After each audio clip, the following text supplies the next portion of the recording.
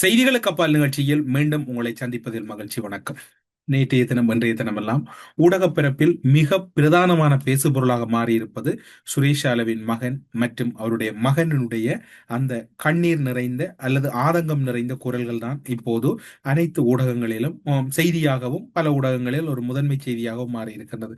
அந்த வகையில் பார்க்கின்ற போது இப்போது இருக்கக்கூடிய சூழ்நிலையில் சுரேஷாலவின் மகனின் உணர்வுகளை பொறுத்தவரையில் நாங்கள் மதிக்கிறோம். ஆனால் அந்த மதித்து கொண்டாலும் கூட அதற்கு அப்பால் அது தொடர்பில் பார்க்க வேண்டிய பல விடயங்கள் இருக்கின்றன. குறிப்பாக சொல்ல போனால் அவர் குறிப்பிடுகின்றார், தன்னுடைய தந்தை உடல் ரீதியாக அல்ல, உள ரீதியாகத்தான் அதிகளவான பாதிப்புகளை எதிர்கொண்டிருக்கின்றார். இவ்வாறு இந்த தன்னுடைய தந்தை, அதாவது குஷல் ஷலேயின் தந்தையான சுரேஷ் ஷாலே வதைக்கப்படுவதாக அவர் கூறுகின்ற இடத்தில்தான் ஆயிரக்கணக்கான தமிழ் முஸ்லிம் மக்கள் அங்குதான் வதைக்கப்பட்டார்கள். அது மட்டுமல்லாது அவர் தொடர்ந்து வலியுறுத்துகிற விடயம், அவர் உள ரீதியாக பாதிக்கப்பட்டிருக்கின்றார், உள ரீதியாகத்தான் பெருமளவிலே பாதிக்கப்பட்டிருக்கிறார் என்பதை மகன் வலியுறுத்தி கொண்டிருக்கின்றார்.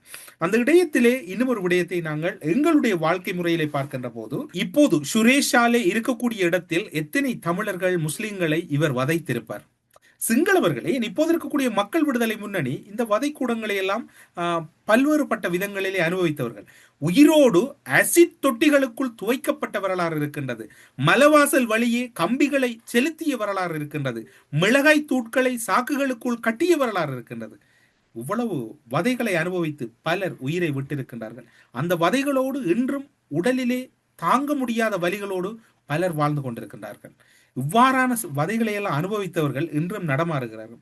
சுரேஷாலவின் மகனின் மனைவியின் உணர்வுகள் மதிக்கப்பட வேண்டியது. ஆனால் அது இந்த உணர்வுகளுக்கு மதிப்பு கொடுத்து இந்த விடயத்திலே சட்டம் அடுத்த கட்டத்தை கையாளக்கூடாது என்பது பலருடைய எதிர்பார்ப்பாக இருக்கின்றது. அதாவது சிறைகளுக்குள் வதைக்கப்படுவது என்பது புதிதல்ல.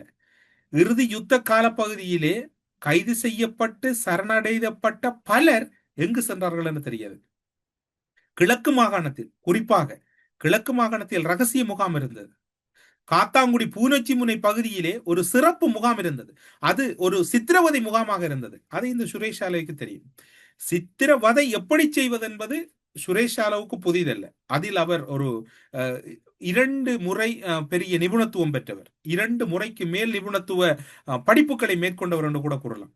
இவ்வாறாக ஏராளமான வதைகளை அனுபவித்தவர்கள் தான் இன்று இருக்கக்கூடிய தமிழ் முஸ்லிம்கள். அந்த இடங்களை பாதுகாத்தவர், அந்த இடங்களை வழிநடத்தியவர் தான் இந்த சுரேஷ் ஆலை. அவர் சொல்ல இயலாது அல்லது சுரேஷ் ஆலை சொல்ல முடியாது, என்னால் இங்கு வாழ முடியாது என்று. அதே நேரம் இந்த இடத்தில் தான் இன்னும் ஒரு கேள்வி இருக்கின்றது. இதே போல பல சித்திரவதைகள், இவ்வளவு வதைகளை அனுபவித்த எத்தனை உள்ளங்கள் இவ்வாறெல்லாம் கூற முடியாது போய்விட்டது. ஊடகப்பரப்பு தெரியாமல் போய்விட்டது. ஊடகப்பரப்பிலே உரையாடுகின்ற வாய்ப்பு தடுக்கப்பட்டது. ஊடகங்களில் கதைத்தால் கூட அவர்களுக்கு தண்டனை என்று. உயிர்த்த ஞாயிறு தாக்குதலிலே பெயர் சொல்லப்பட்டிருக்கின்றது. சுரேஷாலுவின் பேர், பிள்ளையாருடைய பெயர்கள் நீதிமன்றத்தால் சொல்லப்பட்டிருக்கின்றது, வேறு யாரும் கூறவில்லை. அந்த 200 பேருக்கு மேற்பட்டவர்களுக்கும் குடும்பங்கள் இருக்கிறது, பிள்ளைகள் இருக்கிறது.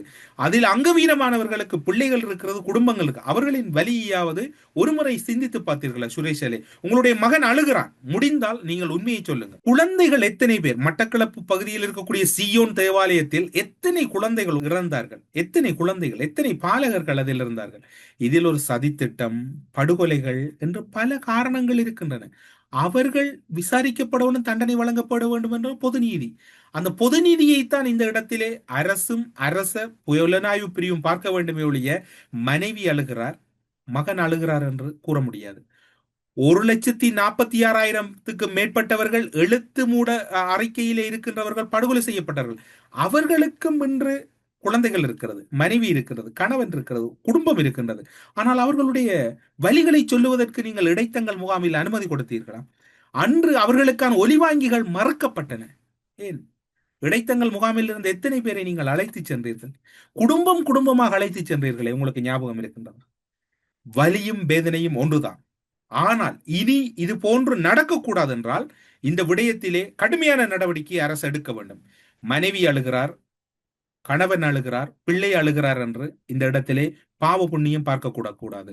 நீதி நிலைநாட்டப்பட வேண்டும். கடுமையான தண்டனைகள் உறுதிப்படுத்தப்பட்டால்தான் இனி வருகின்ற காலங்களில் இப்படியான நாசகார செயல்களில் யாரும் ஈடுபட மாட்டார்கள். அவ்வாறு ஈடுபடுவார்களாக இருந்தால் அது ஒரு பெரும் தண்டனைக்குரிய குற்றம் என்பதை அவர்கள் உணர வேண்டும். எனவே சுரேஷாலை விடயத்தில் சுரேஷாலை நேற்று ஒரு முள்ளங்கியும் ஒரு ஒரு கரண்டி சோறும் தான் உண்டதாக உதயகம்பன் பிள்ளை கூறுகின்றார். எல்லாம் வேடிக்கையா இருக்கின்றது. இப்போது சுரேஷ் அளவுக்கு தெரியாது அன்று எப்படி இருந்தார், எவ்வளவு ஒரு ராஜயோக வாழ்க்கை வாழ்ந்தவர். இன்று சுரேஷ் அளவின் மகன் அழுகிறார், மனைவி அழுகிறார், தம்பி கூறுகிறார், உதயகம்பன் பிள்ளை கூறுகிறார். இதில் ஒரு ஒற்றுமை இருக்கின்றது. நீங்கள் பார்த்தீர்கள் என்றால் சஹரானின் தாக்குதலோடு மிகவும் மூளையாக செயற்பட்ட ஒருவர் அரசுக்கு மிக முக்கியமான வாக்குமூலங்களை கொடுத்திருக்கிறார். அவர் அரசுக்கு முக்கியமான வாக்குமூலங்களை கொடுக்க போகிறார் என்கிற தகவல் ஆங்காங்கே பரவி இருந்தது. அந்த தகவலின் பின்னர் தான் உடனடியாக உதயகம்பன் பிள்ளை இதற்குள் நுழைகின்றார். அவர் நுழைந்து அவரை ஒருமுறை இருமுறை சந்தித்து வந்த பின்னர் அவர் உடனடியாக உண்ணாவிரதத்தை அறிவிக்கின்றார். உண்ணாவிரதத்தை அறிவித்து தன்னைத்தானே வருத்திக் கொள்கிறார் சுரேஷ் ஆலை. அதன் பின்னர் ஒரு சென்டிமெண்ட்டுக்காக அல்லது உளவியல் ரீதியாக எல்லோருடைய கவனத்தை ஈர்ப்பதற்காக குடும்பத்தார் சென்று சந்திக்கின்ற சம்பவம் இடம்பெறுகிறது. அதன் பின்னர் பார்த்தால் நாட்டை பாதுகாத்தவர் என்கின்ற விடயம் கூறப்படுகிறது. ஒட்டுமொத்தத்திலே இது ஒரு குழப்பமான விவகாரமாகத்தான் மாறிக்கொண்டிருக்கின்றது.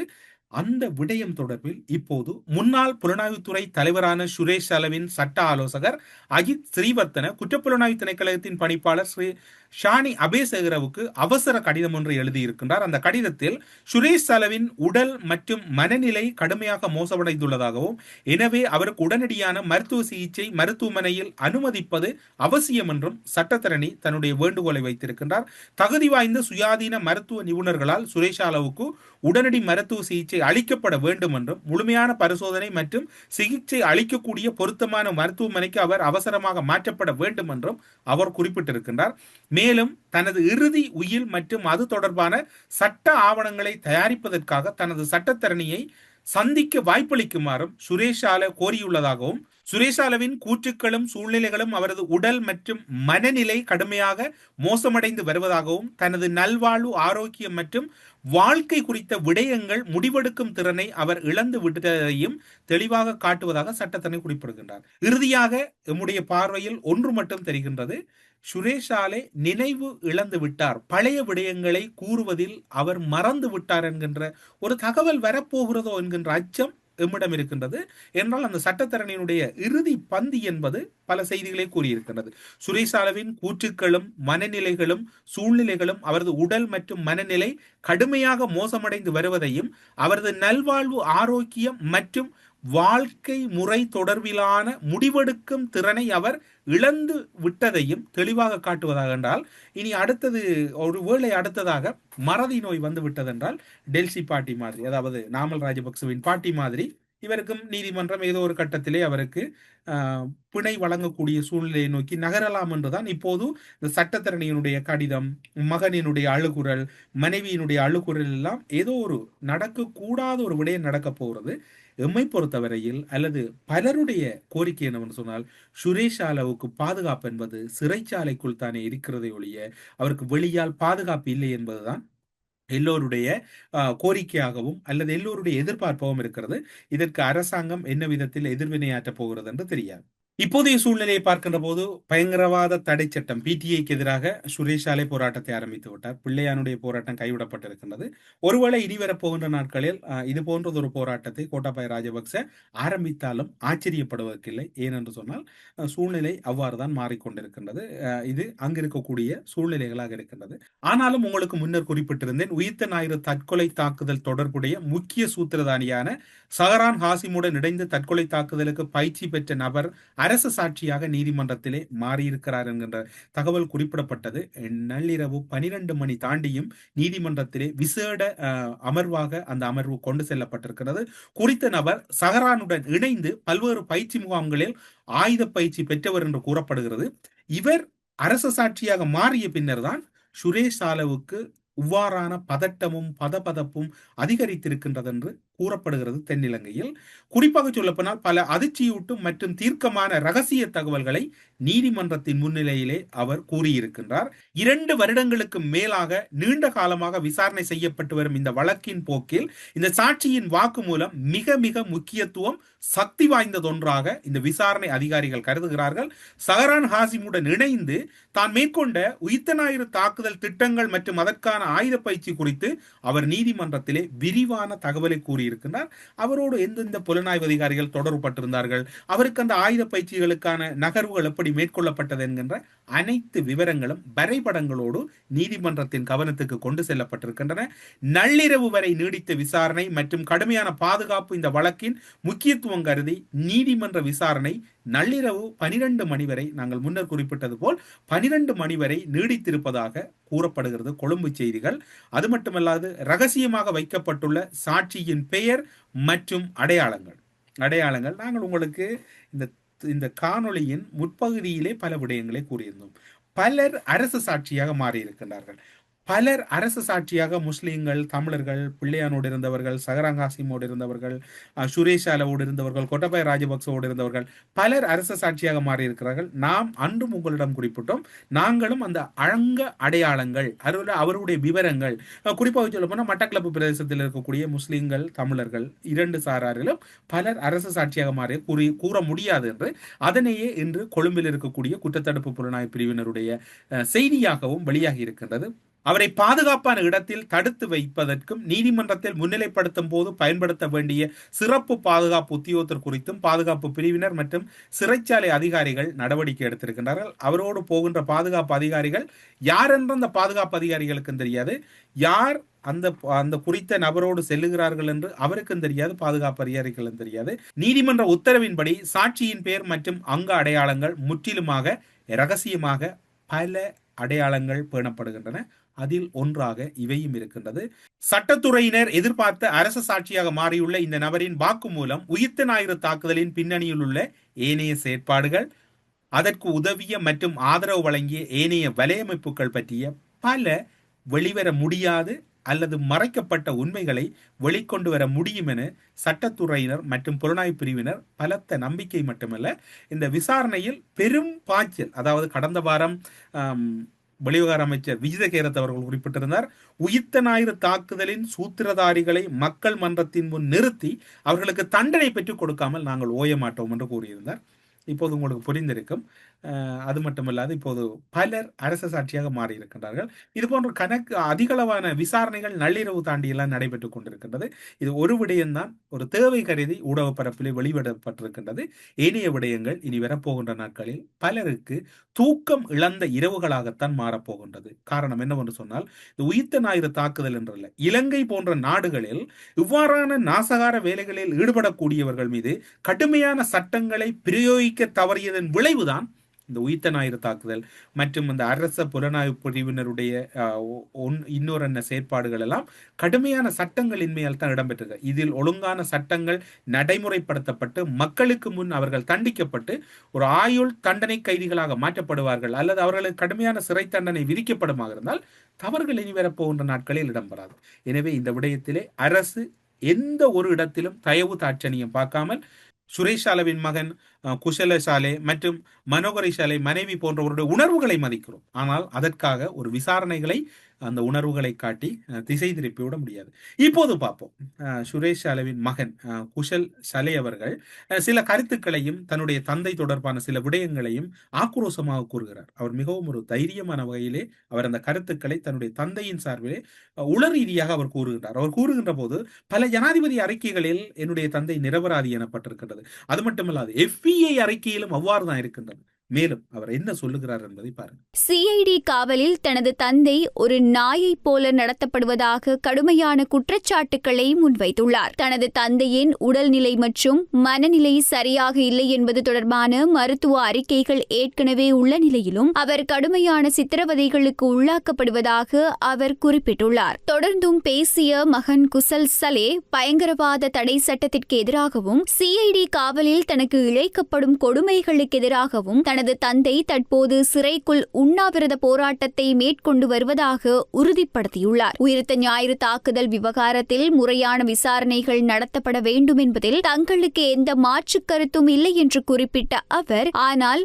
அந்த விசாரணைகள் சரியான முறையில் சட்டப்படி நடக்க வேண்டும் எனவும் தெரிவித்தார். தனது தந்தை இதில் எந்த ஒரு தவறும் இழைக்கவில்லை என்பதற்கு பல ஜனாதிபதி ஆணைக்குழு அறிக்கைகள், FBI அறிக்கைகள் போன்ற ஆதாரங்கள் உள்ளதாகவும், வேண்டுமென்றே பழிவாங்கும் நோக்கோடு அவர் மீது பழி போடப்படுவதாகவும் குசல் சலே தெரிவித்துள்ளார். இப்போது கேட்டிருப்பீர்கள். தொடர்ந்து சுரேஷ் சலவின் மனைவி மனோகரி சலே அவர்கள் குறிப்பிடுகின்ற போது அவர் கூறுகின்றார், உடல்நிலை மிக மோசமடைகிறது. அது மட்டுமல்லாது ஏதாவது நிலைமை, அதாவது மோசமான நிலைமை நடந்து விடுமோ என்று எனக்கு அச்சமாக இருக்கிறது.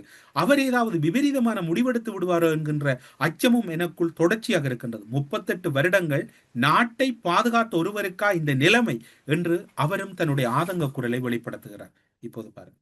எனது கணவர் அப்பாவி என்பது எல்லோருக்கும் தெரியும். எனது கணவர் சித்திரவதைக்கு உள்ளாக்கப்பட்டுள்ளார் என்பது JMO அறிக்கையிலும் குறிப்பிடப்பட்டுள்ளது. மனிதாபிமானமற்ற முறையில் எனது கணவர் நடத்தப்படுகின்றார். அவர் தற்பொழுது சாகும் வரை உண்ணாவிரத போராட்டம் ஒன்றை ஆரம்பித்துள்ளார். அவர் தனது மனநிலையை மாற்றிக்கொள்ள விரும்பவில்லை. நாங்கள் எல்லோரும் இந்த போராட்டத்தை கைவிடுமாறு பேசினோம். அவர் அதனை விரும்பவில்லை. அவர் PTAவிற்கு எதிராகவே இந்த போராட்டத்தை முன்னெடுக்கின்றார். அனைவருக்கும் தெரியும் அவர் அப்பாவி என்பது. விசாரணைகள் நடத்தப்படலாம், ஆனால் மனிதாபிமான அடிப்படையில் மக்கள் நடத்தப்பட வேண்டும் அல்லவா? மிகவும் மனிதாபிமானமற்ற முறையில் இவர் நடத்தப்பட்டுள்ளார். இது குறித்து நான் கவலை அடைகின்றேன். 38 வருடங்களாக நாட்டிற்காக தனது உயிரை தியாகம் செய்து சேவை செய்துள்ளார். அவரின் பிள்ளைகளுக்கு பாடசாலைக்கு செல்ல முடியாத நிலை ஏற்பட்டுள்ளது. நாட்டுக்காக பணியாற்றிய ஒருவருக்கு இவ்வாறு செய்வது மிகவும் அநீதியானது. இதற்கு பின்னால் யார் இருக்கின்றார்கள், யார் பொறுப்பு சொல்ல வேண்டும் என்பது எனக்கு தெரியும். நான் என் கணவர் குறித்து பெருமை அடைகிறேன். ஏதேனும் அவருக்கு ஆபத்து நிகழும் முன்னதாக அவரை வைத்தியசாலையில் அனுமதிக்குமாறு நான் கேட்டுக்கொள்கிறேன். அவர் இருக்கும் மனநிலையில் தன்னை வைத்தியசாலையில் அனுமதிக்குமாறு அவரால் சொல்ல முடியாது.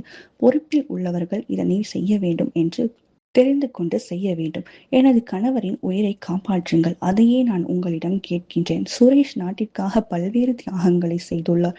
இது உங்களுக்கான தருணம். அவருக்காக குரல் கொடுக்க நீங்கள் அனைவரும் முன்வர வேண்டும். உங்களுக்கு தெரியும் யார் உண்மை சொல்கிறார்கள், பொய் சொல்கிறார்கள் என்று. எனவே நீங்கள் குரல் கொடுங்கள். நான் இதை மட்டுமே உங்களிடம் கேட்டுக்கொள்கின்றேன். சுரேஷ் சலவின் சகோதரர் தான் உண்மையான ஒரு கருத்தை கூறுகிறார். அவர் வெளியே வர முடியுமான்னு தெரியாது, ஆனால் வெளியே எடுக்க வேண்டும் என்பது எமது நோக்கம் அல்ல.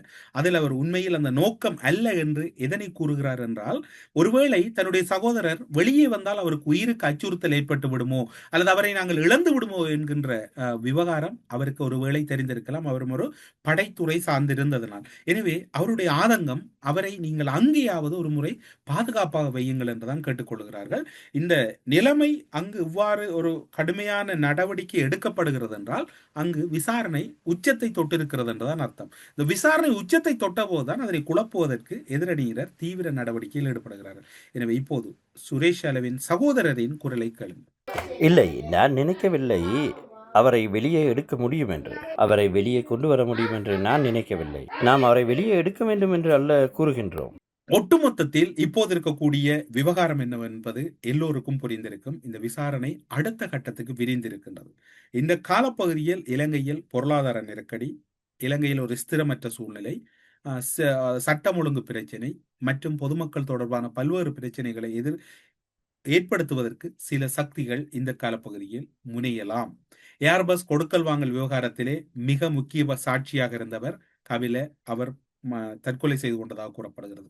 ஒருவேளை உயிர்த்த ஞாயிறு தாக்குதல் தொடர்பிலான விடயங்கள் மட்டும்தான் இப்போது ஒரு கட்டுக்கோப்பாக இருக்கின்றது. இந்த உயிர்த்த ஞாயிறு தாக்குதல் விவகாரத்திலே சந்தேகத்தின் அடிப்படையில் கைது செய்யப்படுகின்றவர்கள் அந்த விசாரணையின் நலன் கருதியாவது அவர்களை நீதிமன்ற அனுமதியோடு தடுப்பு காவலில் வைத்திருப்பது அந்த விசாரணைக்கு பாதுகாப்பாக இருக்கும். அவர்கள் வெளியில் வருவார்களாக இருந்தால் விசாரணையும் சீர்குலைந்து அவர்களுடைய பாதுகாப்பு என்பதும் உத்தரவாதம் இல்லாமல் போகும். எனவே இந்த காலகட்டத்திலே அரசு மிக பொறுப்போடு செயற்படுகிறது. அரசில் இருக்கக்கூடிய குறிப்பாக சாணி அபேசகர குற்றத்தடுப்பு புலனாய்வு பிரிவினுடைய ஒரு பணிப்பாளராக இருக்கக்கூடியவர் பலமுறை கோட்டாபாய ராஜபக்ச ஆட்சி காலத்திலே உயிர்த்த ஞாயிறு தாக்குதலை விசாரணை செய்தார் என்கின்ற குற்றச்சாட்டின் அடிப்படையில் சிறை சென்றவர். ரவி செனவிரட்ன இப்போது அமைச்சின் செயலாளர் இருக்கக்கூடியவர் பதவியை இழந்தார். அதே போன்று நிசாந்த டி சில்வா கோட்டபய ராஜபக்சவின் ஆட்சி காலத்தில் விசாரணைகளை செய்ததாக நாட்டை விட்டு தப்பியோடினர். இவ்வாறு ஒரு மக்களை பலி கொடுத்து ஒரு ஆட்சி பீடம் அறியவர்கள். அந்த ஆட்சி பீடத்தை நாங்கள் சொல்லவில்லை. ஹரின் பெர்னாண்டோ பலமுறை நாடாளுமன்றத்தில் கூறியிருக்கின்றார். கர்தினால் மல்கம் ரஞ்சித் அவர்கள் கூறியிருக்கின்றார்கள், விசாரணையின் இறுக்கம் என்பது உச்சம் தொட்டிருக்கின்றது. இந்த விசாரணை திறம்பட இடம்பெற வேண்டும். சந்தேகப்படுகிறவர்கள் அத்தனை பேரையும் அரசு பாதுகாக்க வேண்டும் என்பதுதான் பொதுமக்கள் தரப்பில் இருக்கக்கூடிய ஒரு மேலான கோரிக்கையா இருக்கிறது. எனவே பல்வேறுபட்ட விடயங்கள் இந்த தளத்திலே பேசப்பட்டிருக்கிறது. உணர்வுகளுக்கு மதிப்பு கொடுக்க வேண்டும். ஆனால் அவை சட்டத்தை வளைக்கின்ற வகையில் அந்த உணர்வுகள் எந்த ஒரு இடைச்செருகலாக அல்லது இடைஞ்சலாக இருந்துவிடக்கூடாது என்கின்ற மேலான கோரிக்கை எல்லோரிடமும் இருக்கிறது என்று கூறி செய்திகளுக்கு அப்பால் நிகழ்ச்சியில் இருந்து விடைபெற்றுக் கொள்கிறோம். நன்றி, வணக்கம்.